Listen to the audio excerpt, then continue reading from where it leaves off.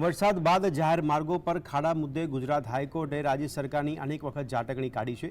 જો કે રાજકોટમાં વરસાદી પાણીના નિકાલ માટે ખુલ્લી મૂકવામાં આવેલી કુંડીના કારણે અકસ્માત સર્જાયો હતો। પાણી ભરાયેલું હોવાથી ખાડો ન દેખાતા લોકો તેમાં પડી રહ્યા છે।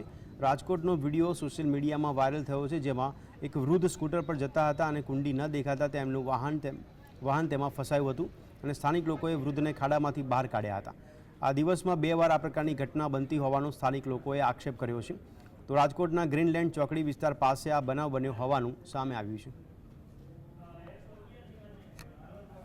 2 વરસાદ આવે એટલે 2 જણા એમાં પ્રેમથી પડી જ જાય, બરોબર। એ હાઈવેની કોર્પોરેશનની બેની મિલી ભગત છે, બરોબર।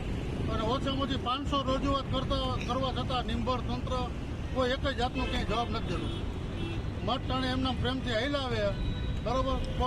સ્ટ્રીટ લાઇટનું કીધું હતું સર્વિસ રોડની, આજે 17 વર્ષ જૂનો પ્રશ્ન છે। 2007માં રોડ બન્યો હતો, તેનું અરજી કરે સોસાયટીવાળા, હજી લગી ઓલો કોર્પોરેશનવાળા એમ કે કેન્દ્રમાં, કેન્દ્ર એમ કે કોર્પોરેશનમાં આવે, બરોબર।